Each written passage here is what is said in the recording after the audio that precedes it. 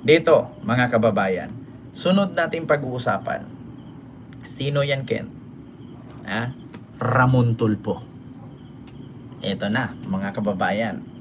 Ano ba yan kay Ramon Tulfo, Ken, na sinasabi mo? Ito po siya, mga kababayan. Ha? Oh, si Ramon Tulfo mismo nagsabi, mga kababayan, na kaibigan sila ni Digong. Hindi daw siya maka-BBM. Hindi din siya maka-Duterte, Sara, Pulong at Baste, pero kaibigan niya si Digong. Kaibigan niya si Digong. Pero yung Digong na matanda. Pero dito sa mga anak, ayaw niya kasi mga abusado raw. Pakinggan ninyo mga kababayan. Pakinggan ninyo nang marinig natin at makapagsalita, no? Itong si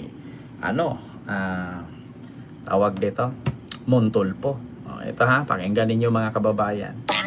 Corruption, ugali na nanununtok, pero mo magtutukan mo ng kutsi. Ito mga kababayan. Hindi ako PBBM, hindi rin ako Duterte. Kasi sa Duterte, kaibigan ko, di ba? Yung old man Duterte, si Digong, kaibigan ko. Hanggang ngayon, I still consider him a friend. Ang hindi ko gusto, yung mga anak niya, mga abusado Oo, di mo abusado. Abusado sa... Si Pulong, di ba? Alam mo na mabusado yan Corruption, you mean? Or ugali? Corruption, ugali. Si Pulong daw abusado, kurap. Tas yung ugali daw. Naku, Pulong. Sabi ni Montulfo yan. Kaibigan daw niya yung tatay mo, pero ikaw daw hindi, abusado ka daw. Kurap ka daw, tapos abusado, tapos nanununtok ka pa daw, Tingnan mo. Nanununtok, pero mo magtutukan mo ng kutsilyo yung si Sara na may kapansanan sa pag-iisip. Yun namang si Pulong daw nanununtok. Abusado, kurap. Tututukan mo daw ng kutsilyo, tapos likod naman ang tinusok, hindi naman yung harap. Si Montulfo nagsabi niya na, mga kababayan, natatawa ako mag-isip dito hindi niya suportado ang mga Duterteng bagets. Pero kaibigan niya yung matandang Duterte. Si Pulong daw, hindi niya suportado yung anak. Bakit? Si Pulong daw, abusado, corruption. Tapos nanunutok ng kutsilyo, likod lang naman. Tapos, meron pang ito, si Sara daw, may diferensya sa pag-iisip. May kapansanan sa pag-iisip. Utang ina talaga to si Montulfo. Kita nyo napapamura tuloy ako. Si Sara, may kapansanan sa pag-iisip.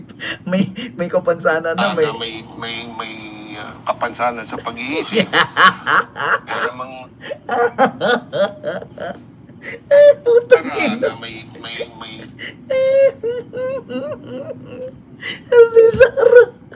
Si Sara daw.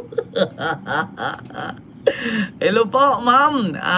Ma'am Wilma Aragao. Ayan, maraming salamat po, ma'am, sa iyong super chat. Thank you so much po. Kita nyo? Si Pulong, kurap, abusado, nanunutok ng kutsilyo, nanununtok. Tapos si Sara daw, may kapansanan sa pag-iisip. Putang ina. May kapansanan na. Okay lang kung maintindihan mo, may kapansanan sa paa, may kapansanan sa kamay, sa hita, sa kuko, sa daliri, sa isip. May kapansanan sa isip. Putang ina. Ano yun, butya? Kung sa karne yun, butya yun Bakit? Yung kinatay na, mabaho na, binenta mo pa, niluto pa't kinain. Butya po ang tawag dun. May kapansanan. Okay lang mo, kapansanan mo. Bingot ka, pilay ka, maliit yung kabila mong kamay, may polio ka. Yun ang kapansanan. Pero ang kakaiba, kapansanan sa pang-iisip. Montulfo, hindi ako PBBM, hindi rin ako Duterte. Kasi sa Duterte, kaibigan ko, di ba? Yung old man Duterte, si Digong, kaibigan ko. Hanggang ngayon, I still consider him a friend. Ang hindi ko gusto, yung mga anak niya, mga abusado Oo, di mo abusado. Abusado sa... Si Pulong, Di ba? Alam mo na mabusado yan eh. Oh. Di mo? Corruption you mean or ugali? Corruption. Ugali na nanununtok. Pero mo magtutukan mo ng Kutsilyo yung bugaw. Kasi di ka Yung si nakaiyot. Sara na may Ha? Biruin mo, abusado, kurap, nanunutok ng kutsilyo sa bugaw kaya hindi nakaiyot. Tapos si Sara daw. Oh. kapansanan sa pag-iisip. Yun namang isa na maraming tato. Hindi mo malaman dito. Maraming tato. Si Baste? Oo. art daw yun eh. Ha? Ramon, art. Art sa atin, hindi ano yun eh. Ako ba? May art na rin ako. Putang ina. Yung kay Pulong hindi pa malala yung kay Pulong eh. Yung kay Baste, art daw yun. Sabi ni Muntay po, art? Eh di mag-art na lang din ako. Putang ina, para kasing gasol na pinaupo tos maraming brand. Alam nyo yon. Okay lang ka sana kung magaganyan ka tato-tato, kung may abs ka, maganda katawan eh. Kung para ka namang gasol pinaupo, tapos dinikita ng label. Parang gasol na pinaupo, maraming brand. Art daw yun ha. Okay lang magtato ka, tapos maganda katawan, maputi, makinis, para pag kahit nagtato ka, hindi mapagkamalang libag. Eh kung maitim ka, tapos puro tato, parang libag. Ang dumi sa balat. Pero art daw yun, intindihan ko naman. Tapos ang problema pa dyan, okay lang sana kung ang mukha gwapo. Mukha ni Max Alvarado, wala rin. Walang nangyari. Hindi ako PBBM, hindi rin ako Duterte. Kasi si Duterte, kaibigan ko, di ba? Sa bilyonaryo po yan, ma'am. Yung old man Duterte, si Mapanood. kaibigan ko. Hanggang ngayon, I still consider him a friend. Ang hindi ko gusto, yung mga anak niya, mga abusado eh.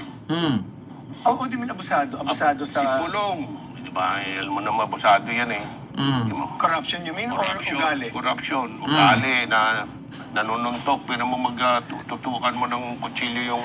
May nag-comment, naging jowa ni Ellen yun. Malaki kasi titi, ma'am. Oo, ganun naman yan. May kasabihan kasi tayo. Di bali na ang pangit, basta malaki tete. Ansin yun naman yung gwapo, tapos maliit tete. Hihiwalayan niya rin. Tingnan mo si John Lloyd, gwapo. Maliit tete, iniwan. Diba? Malaki kasi titi daw ni Baste. Kaya kahit pangit, okay lang. Masarap daw kasi kumain ng tahong. Pangit na malaki titi, okay lang. Gwapo. Maliit naman titi. Tignan mo si John Lloyd, gwapo. Iniwan. Ducks kasi. Kapag ducks, ganun yun. Diba, Sir Pao? Yun lang, mga kababayan, parang nga pagong na lumabas sa bahay si Basti.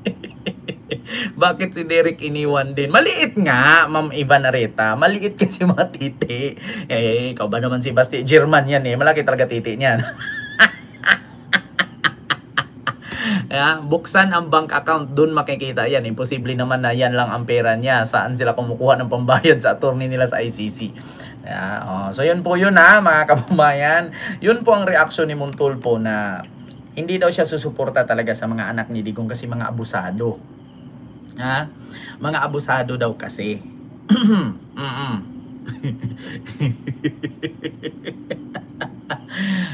Mga kababayan, ganun yun. Si Derek kasi lumiit ang nota niya kasi kakabuhat yan kaka-gym. Araw-araw buhat niya, lumiliit, gumaganito. Kay John Lloyd naman puro papogi lang inom-inom alak. Hindi masyadong matigas. Medyo malaki pero malambot walang class. Kay Baste talaga si Ellen, kaya po yun umalis. Bakit? Hindi niya kinaya. Malaki daw talaga. Malaki. Lagi nga namamaga yung eyebag ni Ellen Ikaw ba naman gabi-gabihin kainin yung talong mo? Yun yung sabi ni Montulfo, mga kababayan. So kita nyo reaction ni Montulfo, mga kababayan. Ayaw niya, mga abusado daw. Si Pulong, kurap, nanunutok ng kutsilyo. Si Sara daw may kapansanan sa pag-iisip. Putang inang yan. May kapansanan sa isip. Ano yun yung isip niya? May diferensya. Parang bagong term yan. Ha? Alam niyo mga DDS, magagalit mga DDS yan. Si Sarah tinawag ng tulpong may kapansanan sa pang-iisip. Hindi ko talalubos maisip, ma-imagine. May kapansanan ka na sa isip pa. Ano yun? Dobling trililing? Ha? Di ba biruin yung may kapansanan ka pero sa isip tumama? Ano yun? May diferensya. Yung alam yung may sira ka na, sira ka pa. Diba? Kaloka. Oh, natatawa ako mag-isip. Yung tulpo, ewan ko ba? Kaya siguro nasuntok to ni ano eh. Nasuntok ni asawa ni Claudine ni pangalan dito ni Rimark Santiago. Ikaw ba naman may kapansanan sa pang-iisip? Kaya siguro to nasapak eh. Ay, Diyos mio, Marimar.